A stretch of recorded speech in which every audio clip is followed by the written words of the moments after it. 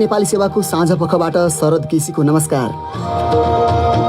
आज कार्यक्रममा corona virus संक्रमणको जोखिम बढेको भन्दै सरकारद्वारा काठमाडौँ केन्द्रित अपिल जारी, घर बाहिर अत्यावश्यक अवस्थामा बाहेक ननिस्कने र भिडभाड नगर्ने, चाडपर्वहरू घरमै बसी मनाउन अपिल गर्दछ।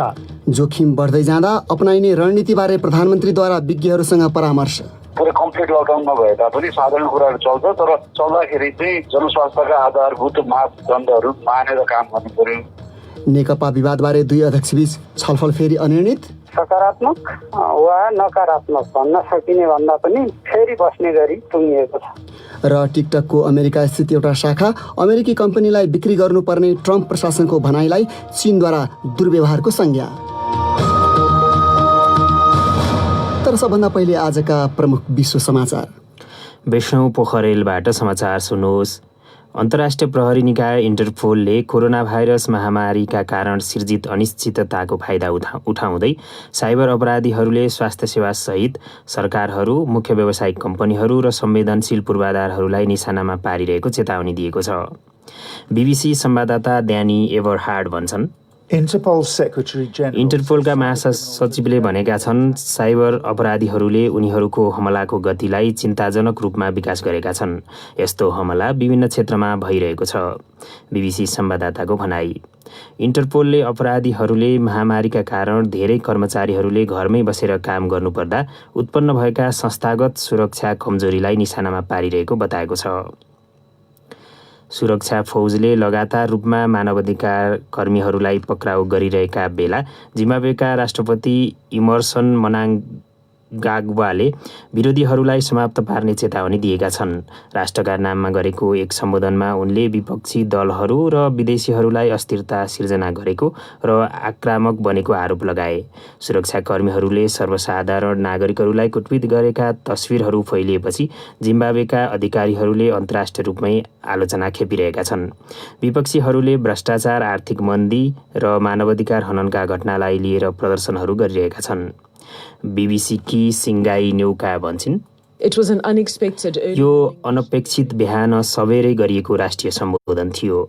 केहीले त्यसलाई विश्वव्यापी रूपमा भइरहेको आलोचनाबाट प्रेरित र क्षति कम गर्न गरिएको सम्बोधन भनेका छन्। बीबीसी संवाददाताको भनाई। अर्जेन्टिनाको सरकारले 65 अर्ब डलरको ऋणलाई पुनर्संरचना गर्न मुख्य 3वटा कर्जा प्रदायकसँग सम्झौतामा पुगेको जनाएको छ। यसले अर्जेन्टिनालाई 2 दशकमा तेस्रो पटक कर्जा चुक्ता गर्ने समय गुजार्न सक्ने अवस्थाबाट मुक्ति दिलाउने र देशको आर्थिक सङ्कट कम गर्न सक्ने ठानिएको छ। उसले यो समझदारीमा पुग्न महिनौसम्म छलफल गरेको थियो। त्यसले ऋण चुक्ता गर्ने कुरामा राहत पुगेको अर्जेन्टिनाको भनाइ छ। तपाईँ बीबीसी नेपाली सेवाको साँझ पख सुनिरहनु भएको छ। स्पेनका सञ्चार माध्यमहरूले देशका पूर्व राजा ख्वान कार्लोसले देश छाड्ने निर्णय गरेपछि डोमिनिकन रिपब्लिकको यात्रा गरेको जनाएका छन्। तर अहिले उनी कहाँ छन् भन्ने बारे औपचारिक जानकारी दिइएको छैन। भ्रष्टाचार सम्बन्धी एउटा मुद्दाको अनुसन्धानमा मुछिएपछि कार्लोसले देश छाड्ने निर्णय गरेका थिए। कार्लोसले उक्त घोषणा आफ्ना छोरा वर्तमान स्पेनी राजा फेलिपेलाई लेखेको एउटा पत्र मार्फत गरेका थिए। तर अभियोजनकर्ताहरूले खोजेमा आफू उपलब्ध हुने स्पष्ट पारेका छन्। उक्त निर्णयलाई लिएर स्पेनमा मिश्रित प्रतिक्रिया व्यक्त भइरहेको छ। ट्रम्प प्रशासनले टिकटकको अमेरिकी शाखालाई एउटा अमेरिकी कम्पनीलाई बिक्री गर्न आह्वान गरेपछि चीनले त्यसलाई उसकै शब्दमा अमेरिकाद्वारा सिधै गरिएको धम्कीपूर्ण दुर्व्यवहार भनेको छ। चिनिया विदेश मन्त्रालयका प्रवक्ताले टिकटक चलाउने कम्पनी बाइटडान्सको केही भाग बिक्री गर्न अमेरिकाले दिएको दबाब विश्व व्यापार सङ्गठनको खुलापन, पारदर्शिता र विभेद नगर्ने सिद्धान्त विपरीत भएको बताए। ट्रम्पले भने बाइटडान्सले टिकटकका माध्यमबाट बेइजिङका लागि विद्युतीय विवरणहरू सङ्कलन गरेको आरोप लगाएका छन्। त्यसलाई बेइजिङले बारम्बार खण्डन गर्दै आएको छ। र दिल्लीले कश्मीरको विशेषाधिकार अन्त्य गरेको भोलि 1 वर्ष पुग्न लागेका बेला भारत प्रशासित कश्मीरमा 2 दिने कर्फ्यू लगाइएको छ। श्रीनगर शहरका मुख्य सडकहरूमा नयाँ काँडे तारहरू लगाइएको छ। कश्मीरका अन्य क्षेत्रहरूमा पनि हजारौं सुरक्षाकर्मीहरूले गस्ती गरिरहेका छन्। उक्त मुस्लिम बहुल क्षेत्रमा प्रदर्शनका घटनाहरूको खबर आएपछि आजदेखि कर्फ्यू लगाइएको अधिकारीहरूले बताएका छन्। यो बीबीसी नेपाली सेवा हो।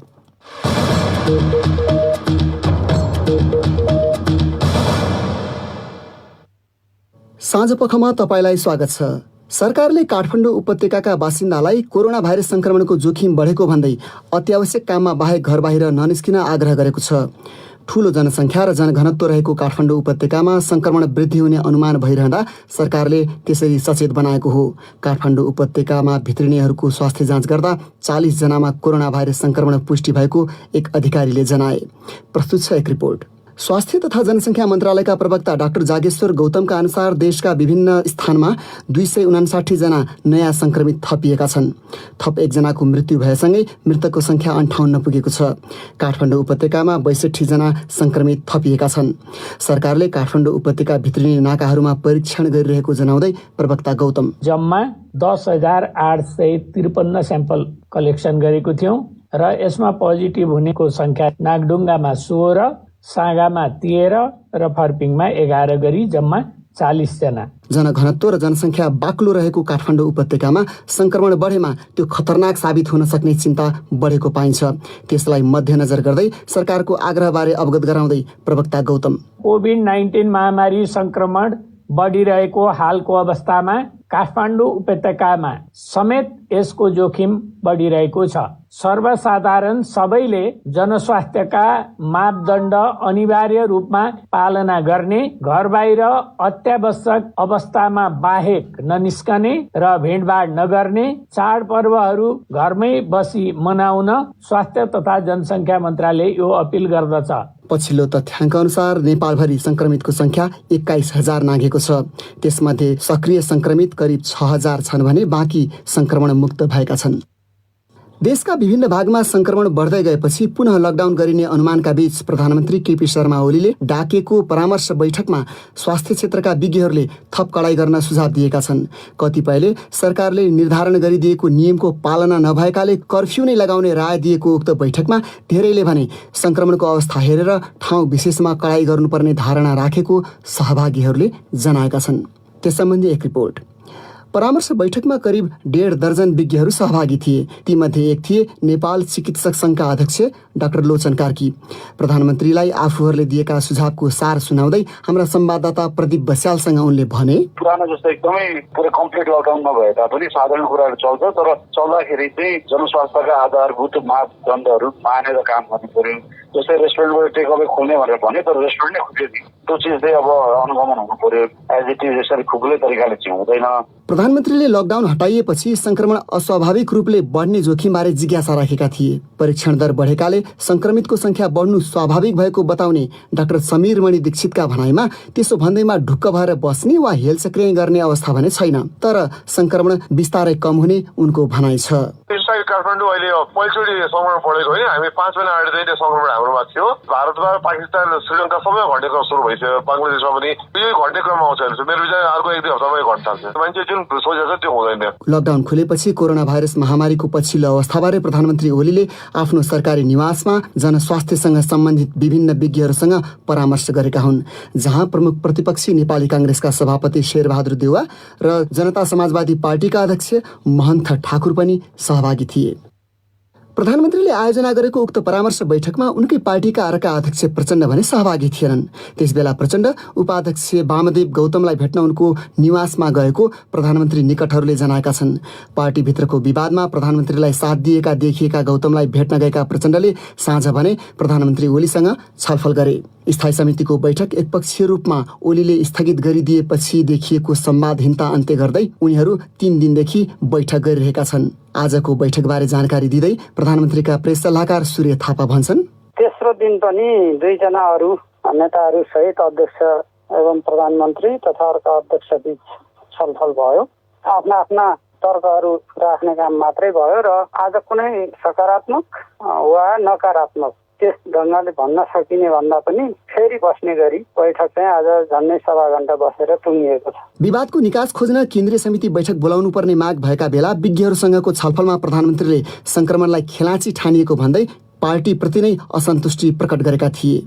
उनले विभिन्न क्षेत्रमा गैर जिम्मेवारपन देखा परेको बताउँदै भने, त्यो अन्त खोज्न गइरहनु पर्दैन। मेरो पार्टीमा 25 जनाभन्दा बढी हामीले जम्मा हुन दिएको छैनौँ। मेरो पार्टीमा 450 को केन्द्रीय कमिटी तुरन्त चाहियो भनेर कहाँ बस्ने हो, के गर्ने हो त्यसको सोच केही पनि छैन, तर बैठक चाहिँ चाहियो भन्ने कुरा त मेरो पार्टीमा छ।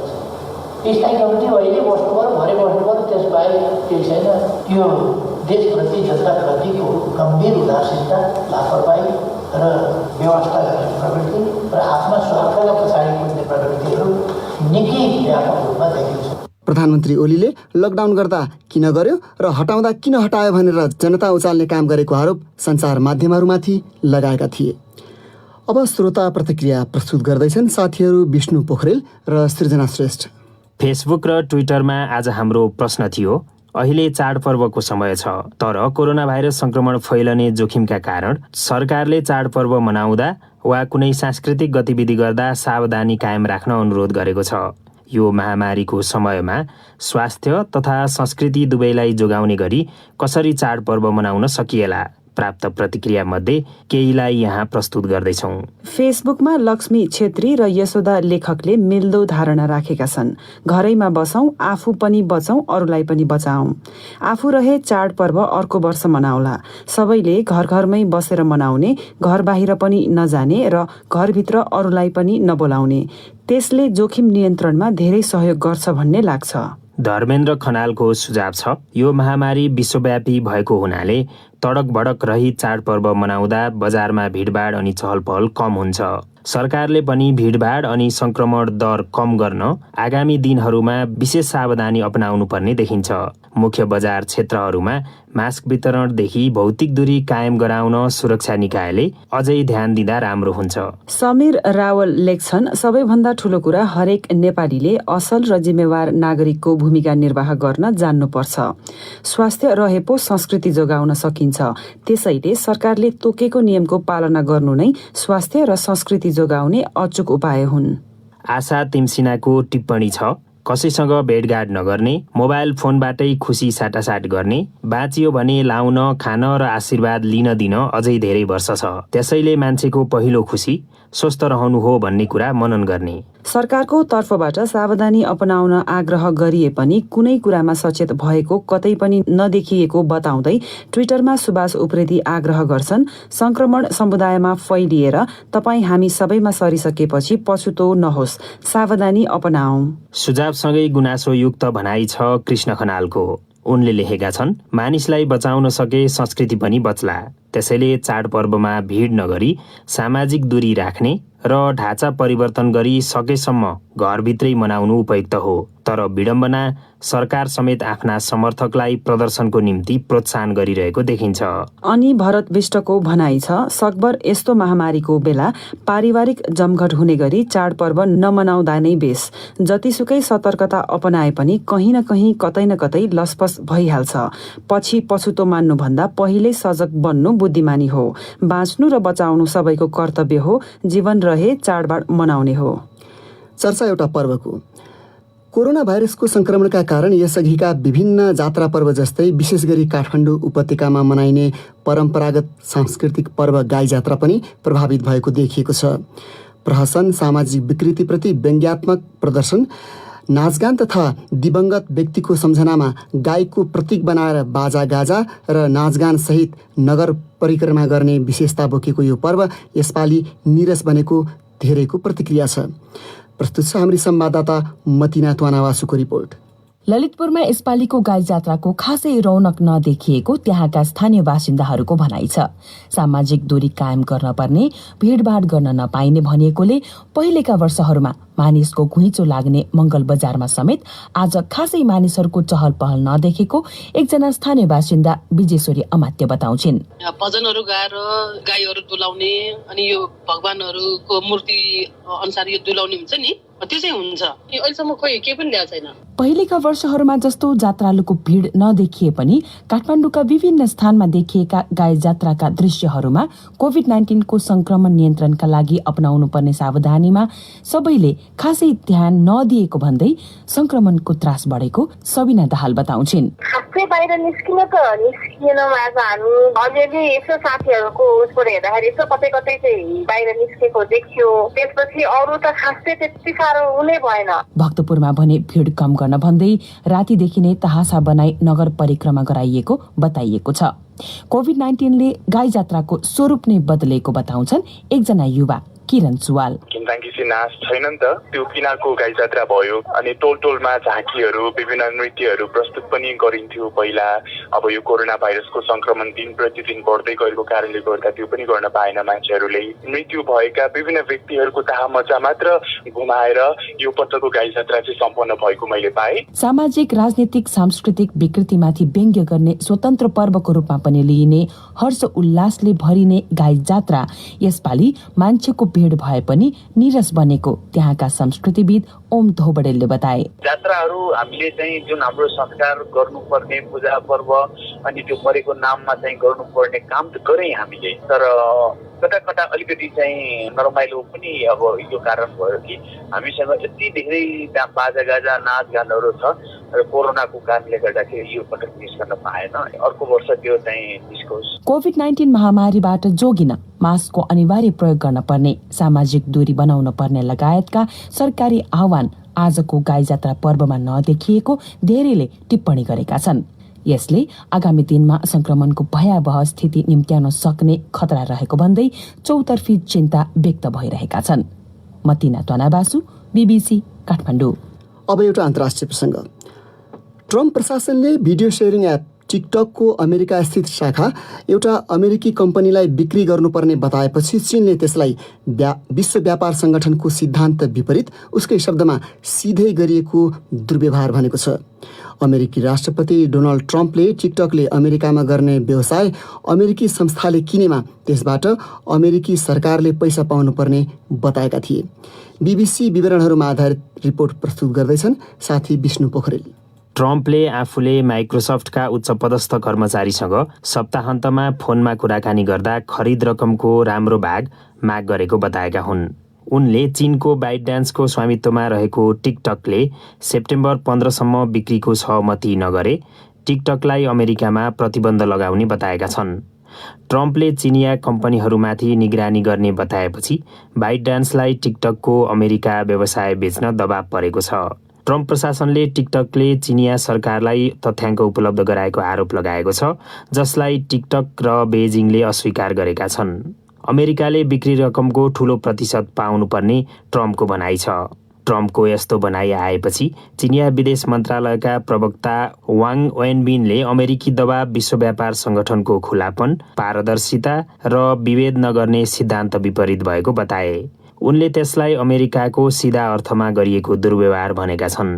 अमेरिकामा उक्त किनबेचको छलफल गरिरहेका कानुन विज्ञहरूलाई अमेरिकी सरकारलाई पैसा दिनुपर्ने शर्तले थप असहज बनाएको छ, किनभने किनबेचको सरकारी अनुमतिका लागि यस्तो शर्त असामान्य छ। वकिल निकोलस क्लेनले सरकारलाई निजी व्यवसाय किनबेचबाट पैसा लिने अधिकार नभएको बताए। चीनमा सरकारी चाइना डेली समाचार पत्रले मङ्गलबार चिनिया सरकारले चिनिया प्रविधि कम्पनीको चोरी नसहने लेखेको छ। सम्पादकीयमा उक्त पत्रिकाले अमेरिकाले त्यसो गरेमा त्यसको उत्तर दिन चीनसँग यथेष्ट उपाय भएको बताएको छ। गएको शुक्रबार ट्रम्पले माइक्रोसफ्टले टिकटकको अमेरिकी व्यवसाय किन्ने कुराको विरोधमा रहेको बताएपछि सम्भावित बिक्री अड्किएको थियो। तर ट्रम्पले प्रस्तावित किनबेचलाई अनुमति दिने बताउनुले व्हाइट हाउसको नीति फेरिएको भान भए पनि सहमतिका लागि दिइएको अन्तिम म्यादले समस्या ल्याउन सक्ने मानिएको छ। BBC विवरणहरूमा आधारित त्यो रिपोर्ट सुन्नुभयो विष्णु पोखरेलबाट। तपाईँ BBC नेपाली सेवाको साँझ पख सुनिरहनु भएको छ। बाँकी प्रसङ्ग नेपालकै। भारत उत्तर प्रदेश राज्यको अयोध्यामा भोलि बुधबार हुन लागेको राम मन्दिरको शिलान्यासमा निम्तो पाए पनि सीमा बन्द गरिएकाले आफूहरू त्यसमा सहभागी हुन नसक्ने जनकपुर धामका साधु सन्तहरूले बताएका छन्। तर खुसियालीमा जनकपुर धाममा दीपावली गरिने उनीहरूले जानकारी दिए। भारतीय प्रधानमन्त्री नरेन्द्र मोदीले मन्दिरको शिलान्यास गर्ने कार्यक्रम रहेको समाचारहरूमा जनाइएको छ। जनकपुरबाट हाम्रा संवाददाता ब्रिजकुमार यादव भन्छन्, नेपाल र भारत बीचको सीमा सील रहेकाले शिलान्यास समारोहमा जान लागेका महन्त राम तपेश्वर दास वैष्णवको टोली सीमाबाट नै फर्केको हो। भारतमा जाने स्वीकृति अधिकारीहरूले नदिएपछि जलेश्वरबाट नै फर्केको जानकी मन्दिरका महन्त वैष्णवले जनाए। मैले हिजो यहाँबाट यो प्रस्थान गरे। अब यहाँ लकडाउन र इमर्जेन्सी छ मौतरीमा, त्यही बोर्डर पार गर्नुपर्ने हुन्छ भन्नुभयो साहब। अहिले यस्तो बेलामा चाहिँ बोर्डर यो खोल्न मिल्दैन भनेर। शिलान्यास समारोहमा सहभागी हुन नसके पनि जनकपुर धाममा दीपोत्सव र सीताराम भजन कीर्तन गरिने उनले बताए। दीपावली मनाउँछु, दीप महोत्सव मनाउँछु, प्रसादी यो सबै वितरण हुन्छ। यहाँ ठुलो महोत्सवको एउटा कार्यक्रम राखेको छु। भारतका प्रधानमन्त्री नरेन्द्र मोदीले सो मन्दिरको शिलान्यास गर्ने कार्यक्रम रहेको सञ्चार माध्यमहरूले जनाएका छन्। रिपोर्टहरूका अनुसार 40 किलो चाँदीको इँट राखेर मन्दिरको जग बसालिनेछ। जनकपुर धाम भगवान रामको ससुराली मानिन्छ। अयोध्यामा झण्डै 500 वर्षपछि राम मन्दिर निर्माण हुन लागेको छ। जनकपुर धाममा नारीहरू पनि खुसी छन्। राम भगवानजीको मन्दिर अयोध्यामा बनिरहेछ, त्यस कारणले हामी साह्रै खुसी छौँ। उहाँको ससुरालको हामी मान्छे छौँ, हामी त्यसैले धेरै खुसी छौँ। जनकपुरवासी यहाँ धेरै खुसी महसुस गरिरहेको। भोलि हामीहरू दीपावली मनाउँछौँ। प्रधानमन्त्री केपी शर्मा ओलीले भने रामको जन्म नेपालकै पर्सा जिल्लाको ठोरीमा भएको बताएपछि यहाँका साधु सन्तहरूले सडकमा ओर्लेर विरोध गरेका थिए। Bridge Kumar Yadav, BBC, Janakpur Dham. अर्को विषय, सरकारले देशका सबै वन क्षेत्रबाट सालको रुख काट्न तथा यस अघि नै काटिएका काठ बिक्री वितरणमा रोक लगाएपछि हजारौं घनफिट काठ कुहिने अवस्थामा पुगेको भन्दै सरोकारवालाहरूले चिन्ता व्यक्त गरेका छन्। सरकारको प्रतिबन्धपछि काटिएका काठ वन क्षेत्रबाट उठाइएको छैन भने सङ्कलन गरिएका काठ पनि उपभोक्ताले पाउन सकेका छैनन् भन्छन् बुटोलबाट हाम्रा संवाददाता माधव नेपाल। गएको जेठ 15 गतेको मन्त्री परिषदको बैठकमा प्रधानमन्त्री स्वयंले वनका काठ काट्न, ओसार पसार गर्न तथा बिक्री वितरण गर्न रोक लगाउने प्रस्ताव गरेपछि वनमा रहेका तथा सङ्कलन गरिएका काठ त्यो बेला जे जस्तो अवस्थामा थिए अहिले पनि त्यही अवस्थामै रहेका छन्। प्रधानमन्त्रीले अनियन्त्रित तथा तीव्र गतिमा वन फडानी भएको कारण बताउँदै निर्देशन दिए बमोजिम गठन गरिएको छानबिन समितिले अहिले काम पनि सुरु गरिसकेको छ। तर सरकारवालाहरूले भने एउटाले गरेको दोषको भागी सबै बन्नुपर्ने अवस्था गलत भएको बताउँदै सरकारले सो निर्णयमाथि पुनर्विचार गर्नुपर्ने माग गर्दै आएका छन्। लुम्बिनी साझेदारी वन व्यवस्थापन समूह रूपन्देहीका अध्यक्ष जबी उल्लाह खाँ, जहाँ समस्या छ त्यसलाई छानबिन गर्नुस्, उसले गलत गरेछ भने कारबाही गर्नुस्, हामी गलत गरेछौँ भने हामीलाई कारबाही गर्नुस्। पुरै देशको ओसार पसार बन्द गरिदिने, बिक्री वितरण बन्द गरिदिने सरकारको गलत निर्णय हो। सरकारको उक्त निर्णयले हजारौं घनफिट काठ वनमा सड्नुका साथै उपभोक्ताको घर निर्माणदेखि चुलोसम्म पनि असर परेको तिलौराकोट साझेदारी वन व्यवस्थापन समूह कपिल वस्तुका अध्यक्ष जयप्रकाश पाण्डे बताउँछन्। जे जुन अवस्थामा छ त्यही अवस्थामा पुगिरहेको छ, सडिरहेको छ। व्यवसायीहरू मारमा परेका छन्। जुन चाहिँ मान्छेले घर बनाइरहेको थिए त्यस्ता मान्छेहरूको पनि हक अधिकारमा सिधै हस्तक्षेप भएको हो। 15 जेठमा सबै प्रकारका काठ काट्न रोक लगाएको सरकारले 28 जेठमा भने साल जातका काठ बाहेक अरू फुकुवा गरिए पनि मुख्य माग साल जातको काठ हुँदा उपभोक्तामा समस्या परेको बताउने डिभिजन वन कार्यालय कपिल वस्तुका प्रमुख ईश्वरी प्रसाद पौडेलले सरकारले छिटै फुकुवा गर्न सक्ने बताउँछन्। विशेष गरी तराई र ठुला सहरहरूमा जहाँ सालको माग धेरै हुन्छ, काठमाडौँ पोखरा लगायतमा यसले चाहिँ ठुलो असर पारेको छ। पछिल्लो पटक सरकारले लागू गर्न खोजेको वैज्ञानिक वन व्यवस्थापनको प्रक्रियामा जाँदा देशका पश्चिमी भेगका केही सामुदायिक वनहरूमा अनियमितता भएको बुझाइ सरकारको रहेको अधिकारीहरू बताउँछन्। माधव नेपाल, BBC बुटवल। आज मंगलबार, अब सुन्नुहोस् साप्ताहिक विकल्पको बाटो।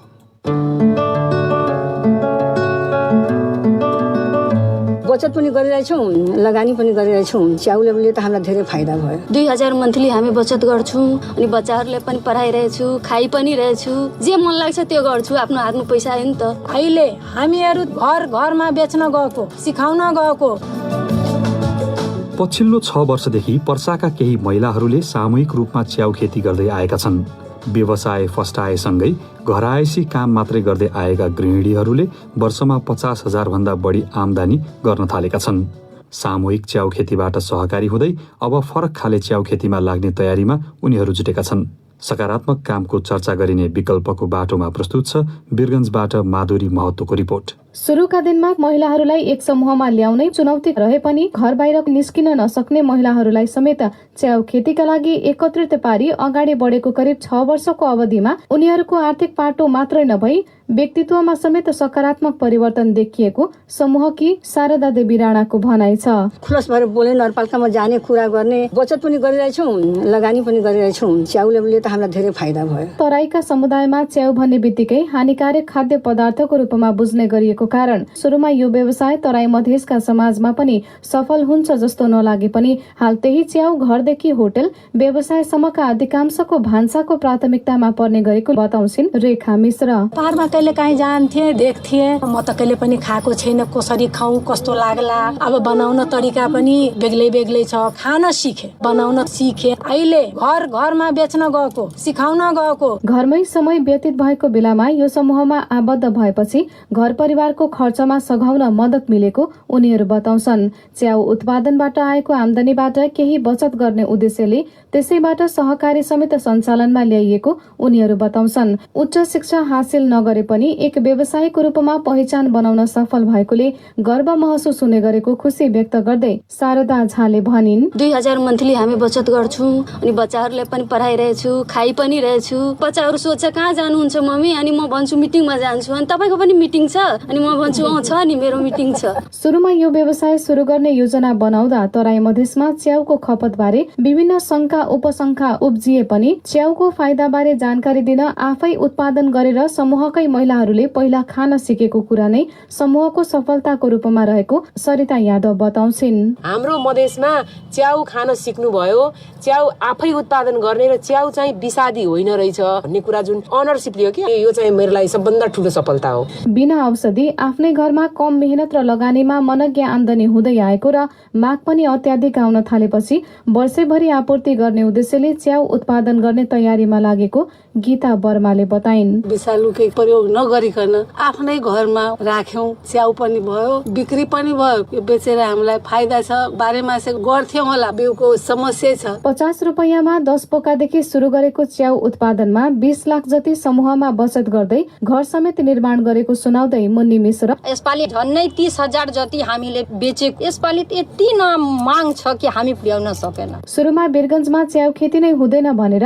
मानिसहरूले हतोत्साहित नै गर्न थाले पनि हाल अरू महिलाहरू पनि आकर्षित भएर सिक्न आउने गरेको बबिता देवी भन्छिन्। यहाँ हुँदै हुँदै नै भन्नु भएको थियो, हामीले आफ्नो जिद्दीले नै गर्यौं पनि। डल्ले च्याउ गर्न योजना त छ हाम्रो। च्याउ उत्पादनबाट गरेको बचत रुपैयाँ घरैसी कामकाजका लागि समूहमै भएका महिलाले न्यूनतम ब्याज दरमा आलो पालो गरी लिने गरेकोले आमदानीबाट भएको उक्त बचतबाट व्यक्तिगत खर्च बेहोर्नुका साथै अरू व्यवसाय समेत गर्न सकेको तथा बिना धितो आफ्नै बचत कम ब्याज दरमा लिन पाउँदा अरूको अगाडि झुक्न समेत नपरेको र समूहमा हरेक समुदायका महिलासँग काम गर्न पाउँदा धेरै कुरा सिक्न पाउने र सद्भाव समेत बढेकोले गाउँ टोलमा अरू पनि कार्य मिलेरै गर्ने गरेको उनीहरू बताउँछन्।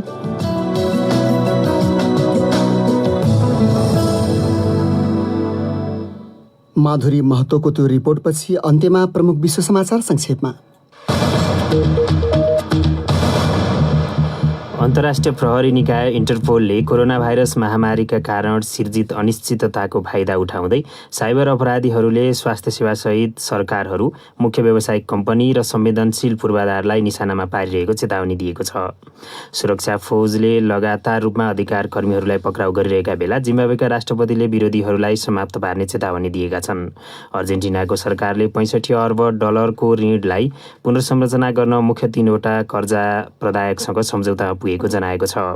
स्पेनका सञ्चार माध्यमहरूले देशका पूर्व राजा ख्वान कार्लोसले देश छाड्ने निर्णय गरेपछि डोमिनिकन रिपब्लिकको यात्रा गरेको जनाएका छन्।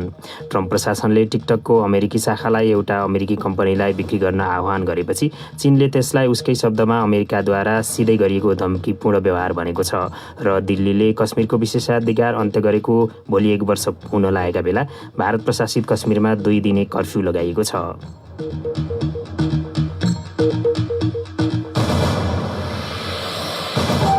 हवस् त यसका साथै बीबीसी नेपाली सेवाको साँझ पख यही सकिन्छ। अब हामी भोलि बिहान 7:15 बजे बिहानी पखमा आउनेछौँ। त्यतिन्जेलसम्मका लागि हामी सबैलाई बिदा दिनुहोस्। नमस्कार।